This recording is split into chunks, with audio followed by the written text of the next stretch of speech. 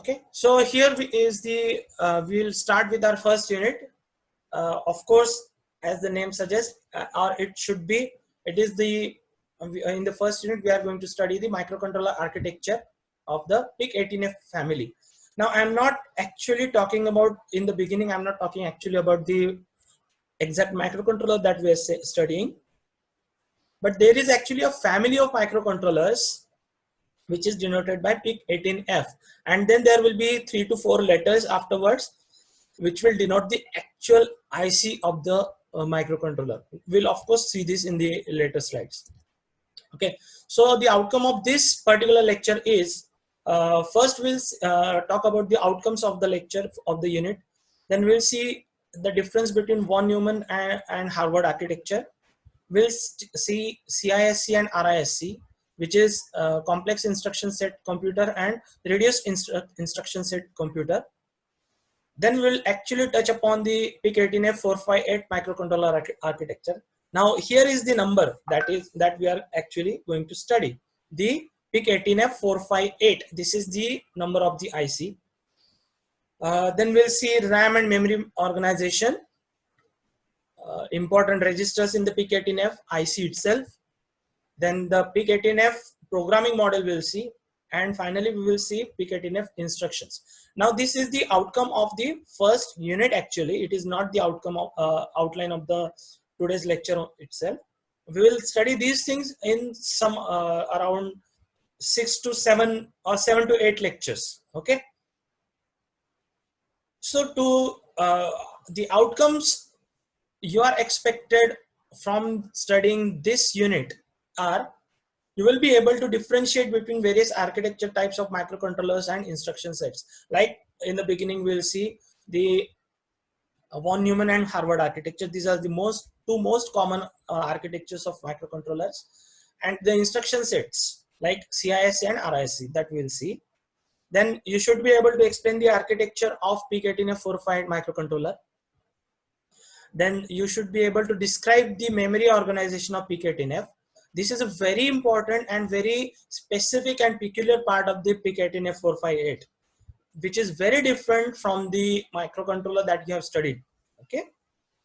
Then you should be able to explain the programming model of PIC18F458, and then create simple assembly language programs using arithmetic and logic instructions. These are the outcomes of the first unit. I'm not talking about the full subject. For full subjects, we have seen the outcomes already in the last slide. Okay, these are the outcomes that you should be able to do after completion of the first unit. Okay.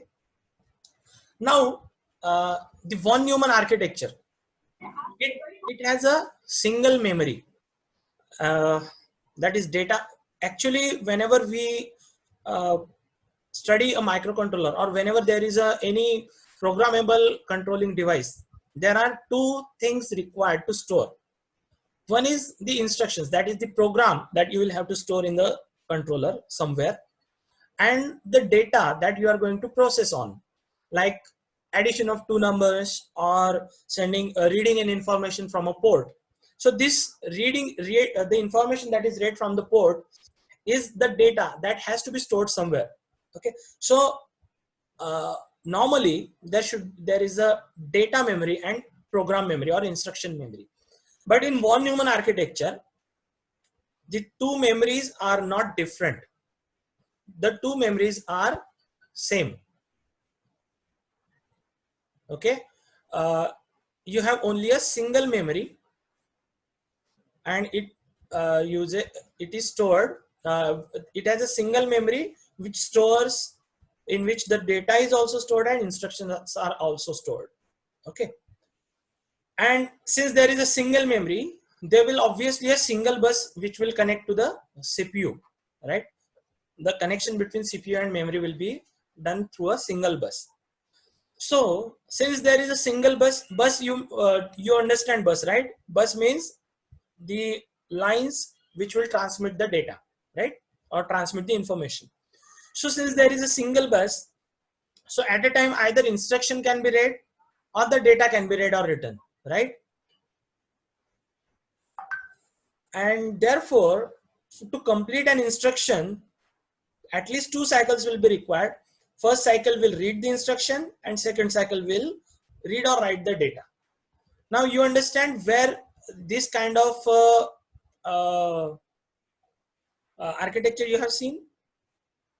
This architecture is used in the, where this architecture is used in the microcontroller that you have studied already. Which microcontroller you have studied? 8051. 8051 architecture. It has the von Neumann architecture, right? There was a single memory and there was a single bus, and either you could read the instruction or write the data, right? And therefore there was an ALE pin, address/enable, right? From there only you were able to read read instruction or write the data. Then there is an advanced architecture proposed, which is named as Harvard architecture. Because of those disadvantages of von Neumann architecture, this came into picture. And this Harvard architecture has separate memories. Now this is very important, separate memories for data and instructions. So what happens? The data is stored in a separate section, instructions are stored in a separate section, separate buses connect the CPU with the memories, and since there are separate memories and separate buses, when an instruction is being executed, the data for next instruction can be fetched, right?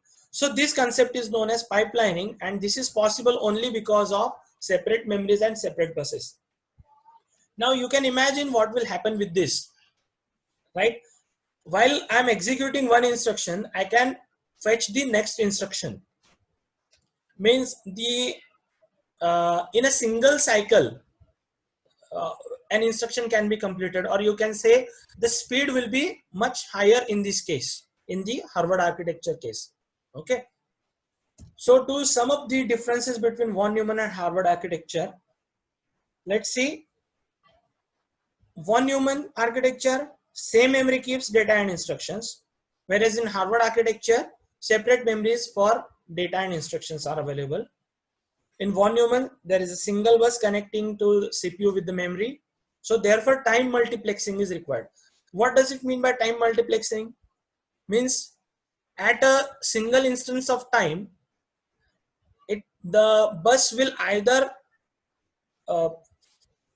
carry instruction or carry data. So the time available to us will be divided for address or data. That kind of time multiplexing is required. Okay. Then at the time of reading an instruction or reading the data, at a time you can either read the instruction or read or write the data in von Neumann case, while in Harvard architecture, reading, writing to the memory and reading an instruction can be done simultaneously. So that's why it will be much faster, and von Neumann is comparatively slower. Example of von Neumann architecture is the microcontroller that you have studied, 8051, and Harvard architecture example is the one that we are going to study in this course. Okay. Now the second difference that you want to study is the RISC versus CISC. Now RISC is reduced instruction set computer, while CISC is complex instruction set computer. Okay. Again, RISC is the example of RISC is the PIC microcontroller, and CISC is the one that you have studied, 8051. Okay. In the reduced instruction set computer, the instruction set itself is a small and compact. Means the number of instructions is smaller. Whereas in CISC, the instruction sets there are a lot of instructions. Okay. So what happens is, for almost all tasks, there are separate instructions. So the actual code, number of lines of codes is smaller in CISC, whereas in RISC, number of instructions are small, but there is a lot of programming involved in them. That's why the number of lines of codes is more in RISC. Okay. Most of the RISC instructions are uniform size, whereas in CISC the number of lengths are the length of the instruction is variable. Now what does it mean? If you remember in 8051 microcontroller, the instructions were of very different lengths. There were 16-bit instruction, 24-bit instructions, or 32-bit instructions also, right? But in this case, in RISC, for example, in case of PIC microcontroller, almost all the instructions are 16-bit. There are only 4 instructions which are 32-bit. So what happens because of this is your programming becomes much better. What is this chat going on?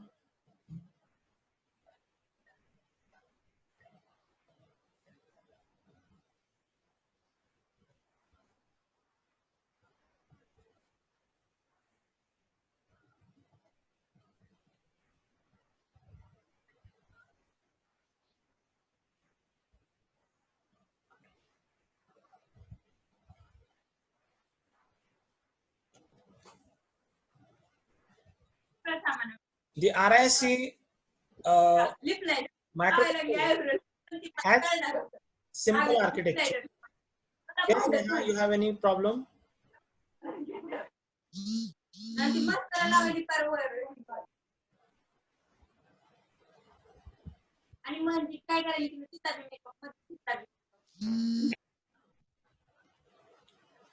Whereas the CISC has complex architecture, the RISC requires more RAM, whereas CISC requires less amount of RAM. The RISC operates at much higher speeds, whereas CISC operates at comparatively lower speeds. Okay, so this sums up our beginning of the this lecture, the differences between RISC and CISC, and differences between von Neumann and Harvard architecture. Now, whatever we have studied, whatever these 2 differences we have studied, you must note down that the microcontroller that we are going to study in this course is the PIC18F microcontroller. It has Harvard architecture and it is a RISC computer. Okay, so all these features which are written under RISC as well as Harvard are applicable to our PIC microcontroller. Okay. Okay. Anyone has any questions? If you have, you can unmute yourself and ask questions.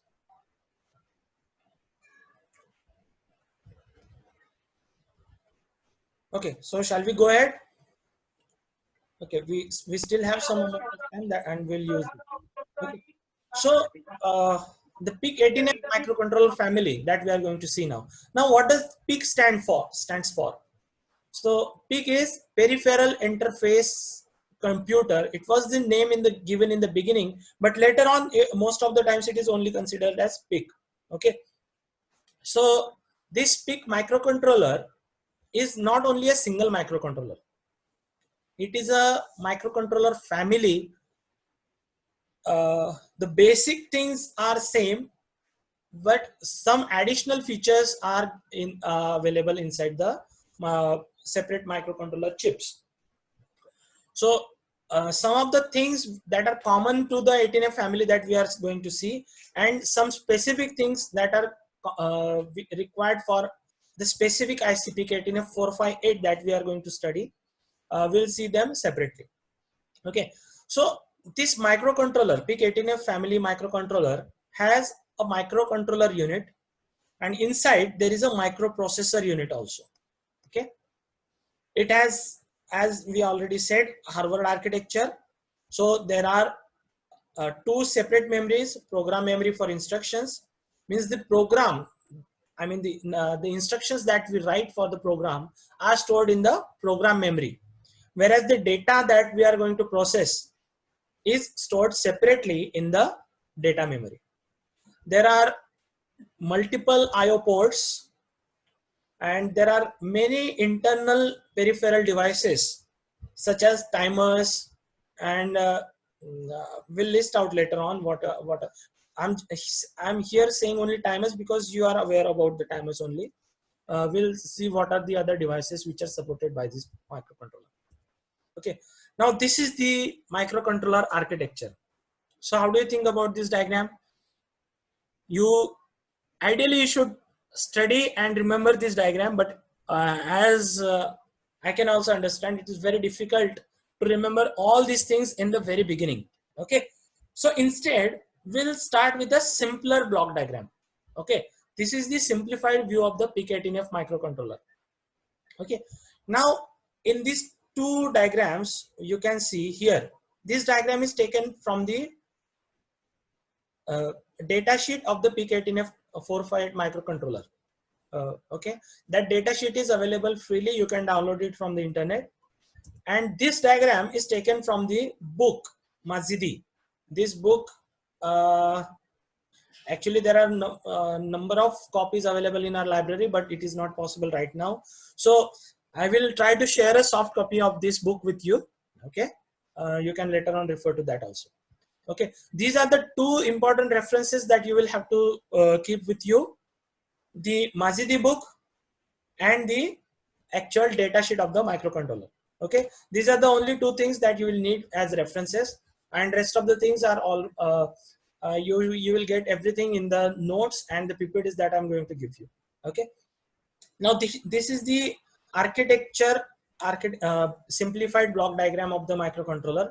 At the heart, as usual, there is a CPU, central processing unit.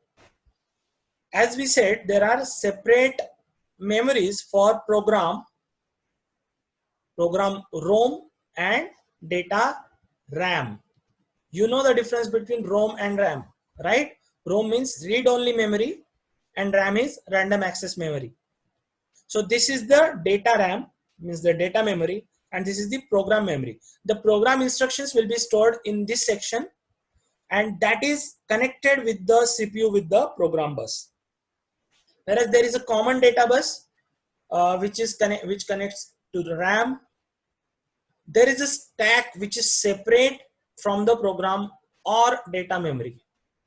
Okay, now you know this. I hope that you have studied well and you know these terms: stack, PC. PC means program counter.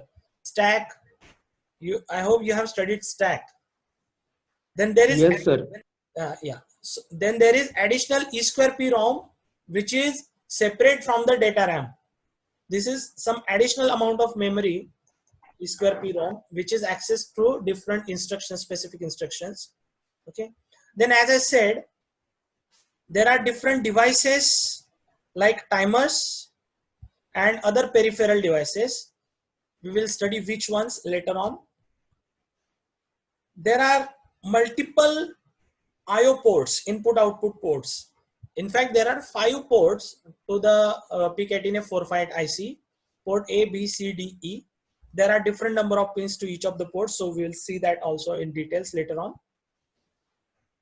This section, can somebody say what is this? This is OSC, and here you can see some symbol. Oscillator. Yeah, exactly. This is the oscillator which will generate the Crystal. Yeah, this is the crystal oscillator. Clock signal. Clock signal, right? This will generate the clock signal for the microcontroller, and there is the interrupt control logic. Now, the oscillator, there are different number of possibilities for the oscillator, and this microcontroller that we are seeing, PIC18F 458, it operates from DC to 40 megahertz. Note down, DC to 40 megahertz means 0 hertz to 40 megahertz is the operating frequency you can select for this microcontroller. Most of the times we will in our lab, whatever the units we have, we are going to use 20 megahertz frequency.